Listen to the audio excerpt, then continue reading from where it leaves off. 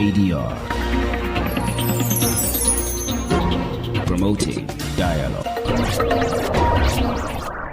It's 6 p.m. in Dakar, 7 o'clock in Cotonou. Good evening and many thanks for staying tuned to West Africa Democracy Radio, broadcasting on 94.9 FM and around the world on wadr.org. Welcome to Newslink, and here are the top stories. Public debate intensifies in Benin over a probable third term for President Patrice Talon. President Talon does not need that because he does not need us in the gallery. I am not yet sure that it can work. What President Talon of Benin is putting there currently, it is very good. Those who are doing this business, they are not Beninese. Authorities in Niger announced the date for a national conference about the military transitional period. Liberia's President Boakai vows to improve the living conditions for military personnel on the commemoration of the nation's 68th Armed Forces Day. We must also acknowledge the challenges facing the armed forces. Issues such as inadequate housing resulting to overcrowding of existing military barracks. And a 3-day Change Makers Summit for African youths gets underway in Dakar. Please stay tuned for details of these stories and more. Here is Augustine Coley with Newslink. Many thanks for joining our broadcast and welcome to our listeners within and beyond the sub-region. This edition begins in Benin, where the possibility of a third term for President Patrice Talon and the idea of establishing a new republic are fueling public debate across the nation. Supporters of the current administration are advocating for the president's re-election, referencing theories about constitutional amendments. These discussions have prompted responses from citizens, civil society members, and constitutional experts. Imo Edit has the details. In the streets of Cotonou, opinions are divided regarding the possibility of a new republic. While some residents support this idea, others are firmly against it. President Talon does not need that. We ourselves, we will leave the University of the Head or elsewhere because he does not need us in the gallery. I am not yet sure that it can work. What President Talon of Benin is putting there currently, it is very good. Those who are doing this business, they are not Beninese. But if you do a job that works a lot for the country, it does not mean that you are the only person who has the knowledge and everything. Meanwhile, Bertin Covey expresses hope that Patrice Talon will be eligible for next year's presidential election. The support from the Beninese head of state has also prompted the Constitutional Court to confirm his intentions. We have fallen into a new constitution, a new republic. Many are raving Article 2 of the amending law regarding this function. This raises a question of responsibility. Those who proposed the text, those who voted for it, and even the head of state ensuring that it doesn't allow for determining whether the amendment leads to a new constitution or not. It is the court that has that function here. However, Theodore Olu, the former president of the Constitutional Court, has clarified the ongoing debate about the concept of a new republic in Benin. He strongly refuted the notion that Benin has entered a new republic. These discussions continue to evolve among citizens, members of civil society, and constitutional experts in the country.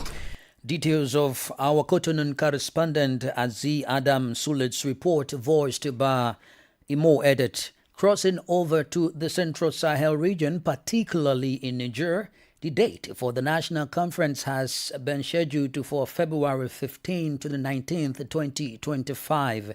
This announcement was made by the Nigerian authorities.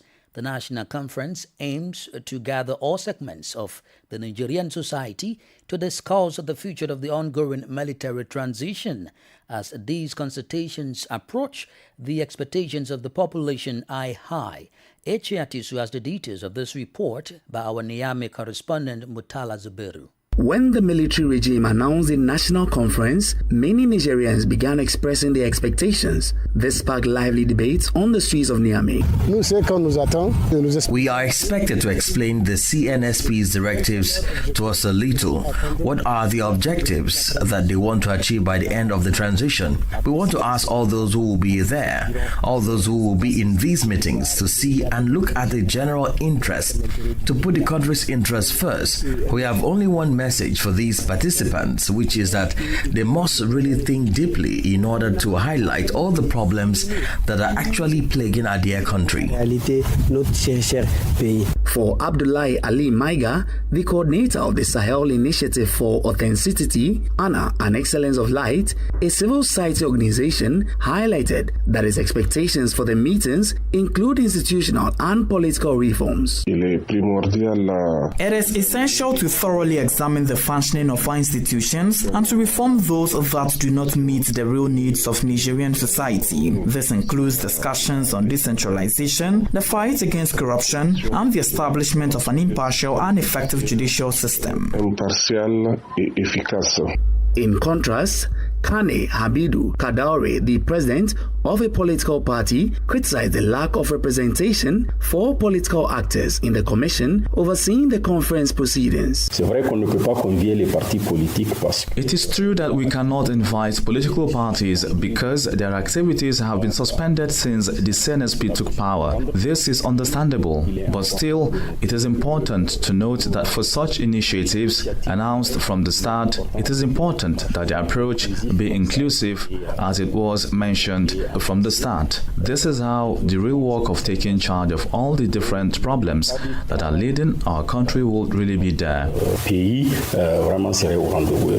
The National Commission tasked with conducting the National Conference aims to develop reference documents to guide and supervise the discussions. This commission is made up of former ministers, senior civil servants, and representatives from civil society. Niamey correspondent Mutala Zuberu's report, voiced by Echiatisu. Just before leaving the Sahel, audiovisual and online media in Mali have been mandated to pay amounts that vary from 1 to 20 million depending on their commercial or non-commercial status. This measure was taken through a decree by the High Authority for Communication relating to media royalty rates. However, professional media organizations have since expressed their concerns and are calling for suspension of these orders. In a joint press release, these associations denounced the immediate implementation of these measures. Modibo Fofana is the president of the Association of Online Press Professionals in Mali. We, the journalists, were elected last Saturday, and he issued a statement requesting the relevant authorities, especially the concerned ministries, to suspend the newly licensing fees. The argument we put forward is that Mali is in a particular situation facing a multi-dimensional crisis, including security issues, political crisis, economic crisis, and even a national crisis of uncertainty. Additionally, we are dealing with an energy crisis. This energy crisis affects all businesses, both directly and indirectly, including media companies. There are barely any radio stations running full-time due to the power outages, and they have to rely heavily on electric generators. Given the current tariffs, media organizations are struggling to operate properly. If the authorities impose the new licensing fees, we believe it will spell the demise of the media industry. We have submitted requests for audience with the Prime Minister's office to discuss and explain our point of view.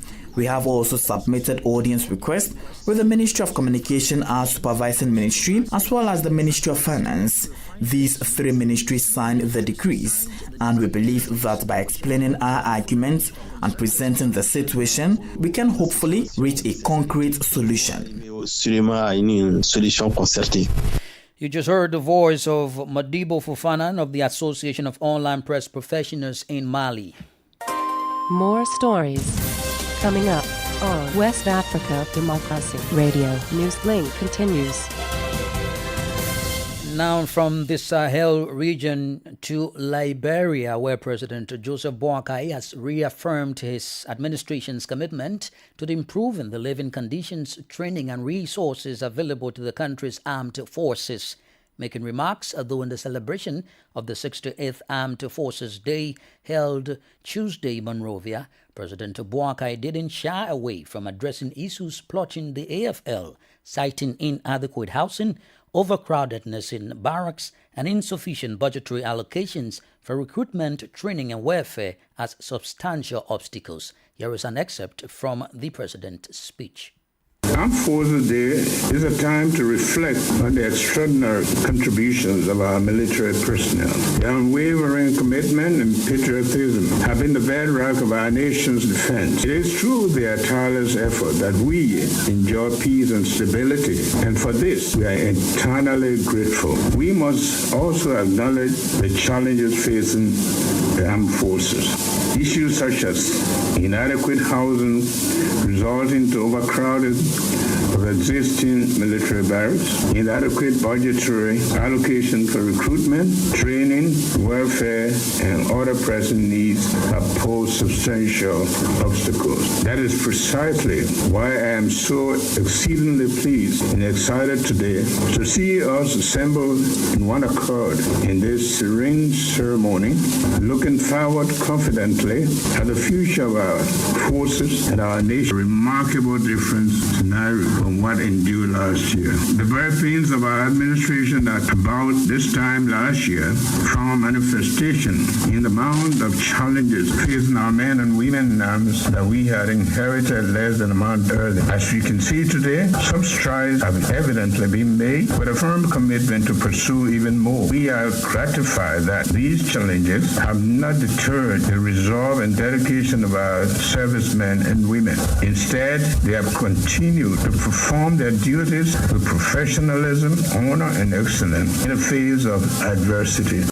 Liberian President Joseph Boakai, as part of holistic efforts to harnessing the potentials of African youth for the continent's development, a 3-day summit for actors of change is currently underway in the Senegalese capital, Dakar. It is spearheaded by Ashoka Young Change Makers, another theme, co-creating innovative, systemic, and sustainable solutions to address education, training, and employability challenges in West Africa. The summit aims to explore innovative approaches to transform Africa's education and training sectors. That's Ochukwu Ozi Ochiena is the co-leader of the summit. How successful we are in creating a new Senegal, a new West Africa, or a new Africa is hinged on how well we prepare and empower our children and young people, not only to become better, but to thrive in the new world, to be able to innovate solutions, which is, the theme, innovation and solutions, for young people in creating a better West Africa and Africa region. So Everyone a Changemaker movement is that critical opportunity for all of us to come together and empower our children and our young people and the youth so that they will thrive and create that future that we all want. The vision and the mission of Ashoka is Everyone a Changemaker, creating a world where everyone is a changemaker. And we are really serious about that everyone in that statement. And everyone includes, young persons and children with disability, right? Nobody left behind. So inclusion, equity, diversity are key. They are core to what we do and how we think about systems and creating solutions for the good of all. Also key in what we do are empathy, new leadership that enables everyone to play a leading role, including particularly young people. Okichukwu Ozi Uchanan is the co-leader of the Ashoka Africa Summit ongoing in Senegal. You are listening to Newslink on West Africa Democracy Radio, broadcasting from Dakar, Senegal. Here is a reminder of our top stories. Public debate intensifies in Benin over a probable third term for President Patrice Talon. Authorities in Niger announced a date for a national conference about the military transitional period. Liberia's President Boakai vows to improve the living conditions for military personnel on the commemoration of the nation's 68th Armed Forces Day. And a 3-day Changemakers Summit for African Youths gets underway in Dakar. We also have a guest interview and sports news. Please stay with us. West Africa Democracy Radio. It's you speaking. Thanks for sticking with us. Let's now travel to Cote d'Ivoire, where the first edition of the International Forum for Traders and Skills, FIMEC, opened on Monday in Abidjan. It aims to promote and transform vocational training in Cote d'Ivoire. Organized by the National Agency for Vocational Training, the forum has been held with the theme Reinventing Vocational Training for Human Capital, a driver of inclusive and sustainable growth. Abdullahi Hassan has the details of this report by our correspondent Adbin Ade.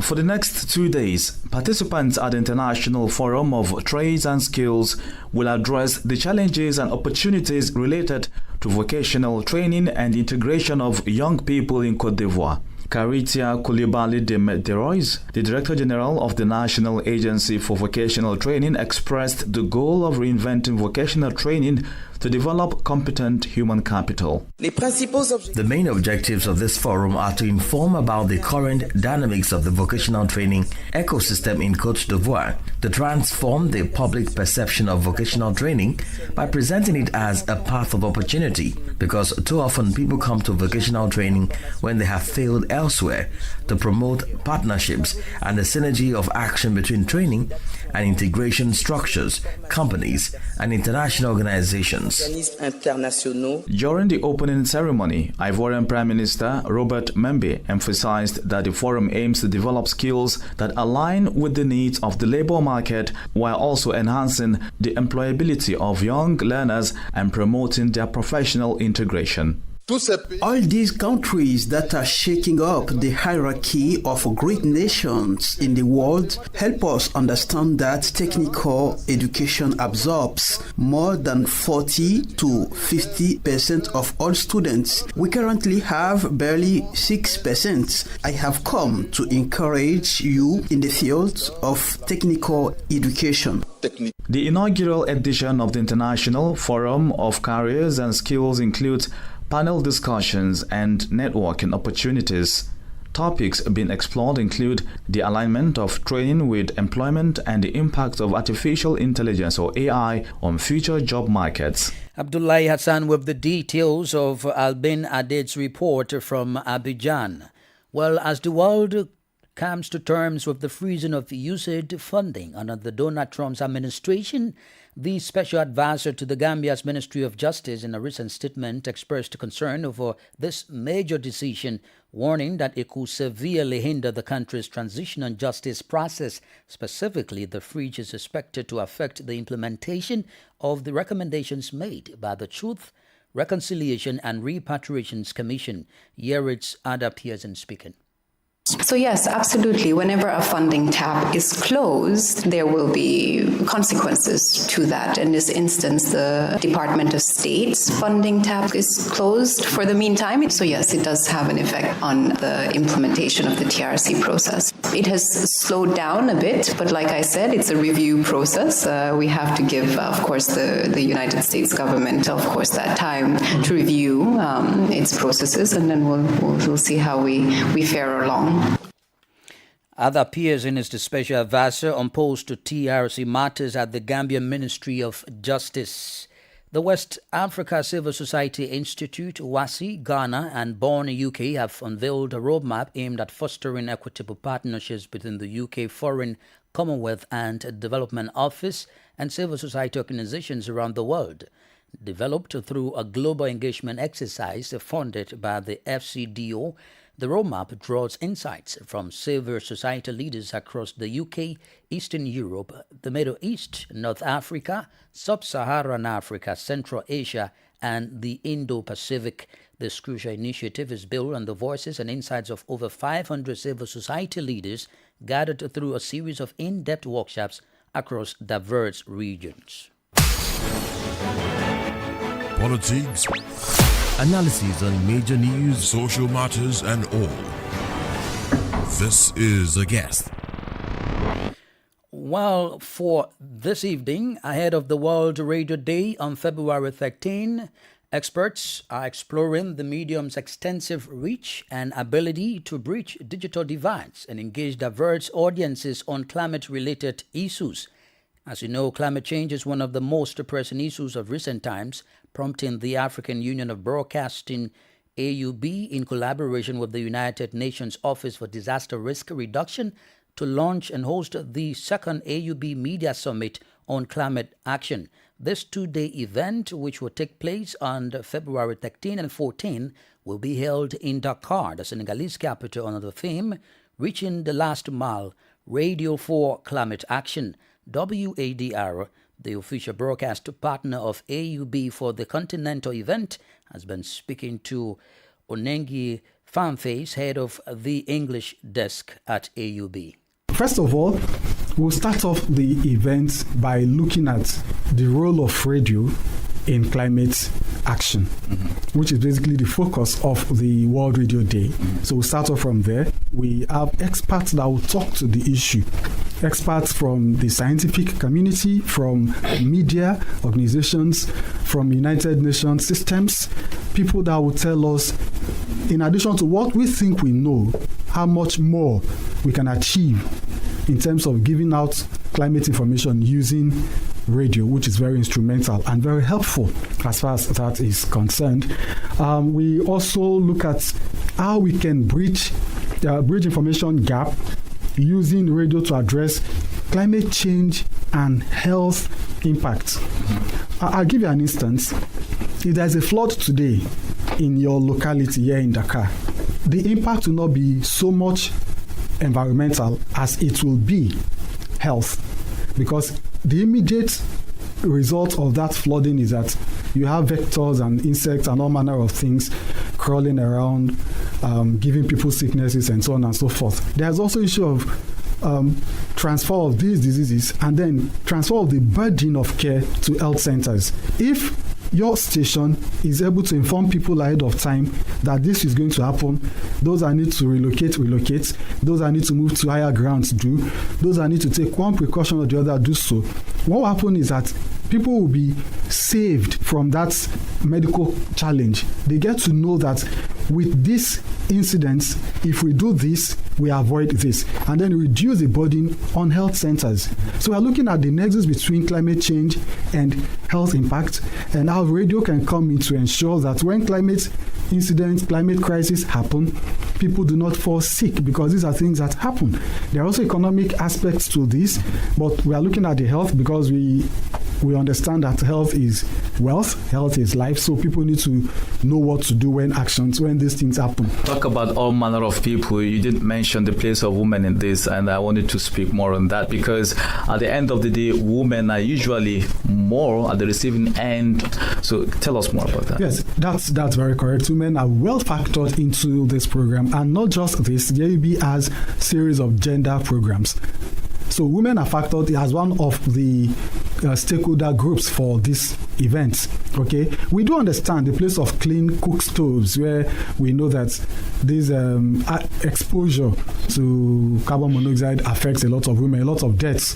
From the. In fact, in Nigeria, I did a story. I'm a journalist myself, so I did a story on how that affects people, and the locals told me that not just the women, even the men, that overexposure to the heat from charcoal affects fertility.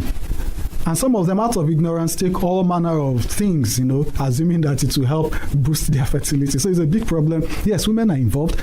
We have high-level experts that are women, so they are represented in a choice of participants. Now, how is AUB going to work with all stakeholders to make sure that progress is measured in terms of implementation of some of the strategies that will be discussed, especially impacting journalists for better journalism in ensuring better coverage and dissemination of quality and relevant climate information, like you said, on disaster risk and preparedness? Okay, now the Media Saving Lives initiative, which birthed this summit, it's not just about summits. It involves training of journalists, and beyond training of journalists, there is also what we call co-production. There is grants. Let me start from Mauritius. It started in Mauritius.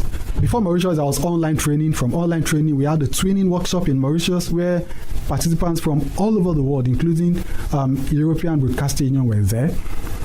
And after that training, participants were given grants to go into co-production, where you are in Senegal, you are working with someone in Côte d'Ivoire, looking at shared experiences, comparing solutions, comparing methodology, and so on and so forth, okay? So when we have summits like this, it doesn't end there. Onangi Fineface is the head of English desk at the African Union of Broadcasting. Up next, it's Sankule Janko with sports.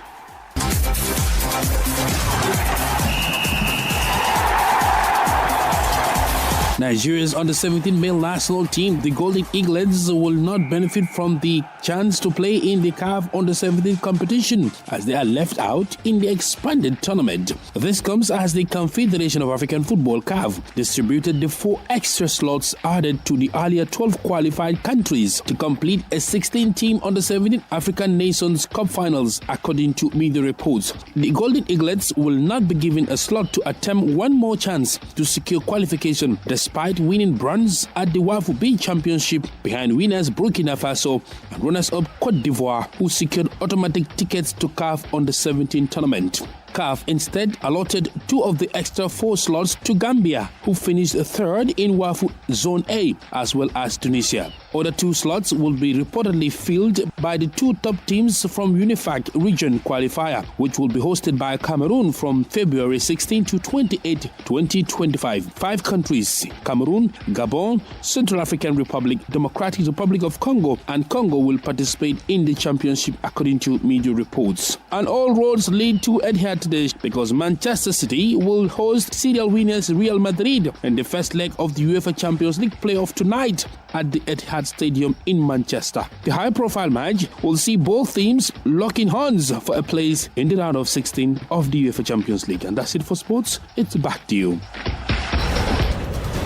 And that's it on this edition of Newslink from West Africa Democracy Radio, broadcasting on 94.9 FM, Dakar, Senegal. Thank you for listening, and many thanks to Maudo Juf and Umundayogo for the technical support. Follow us on our social media platforms, X, formerly Twitter, Instagram at WADR News, and on Facebook, WADR English Service. I am Augustine Cully. Good evening.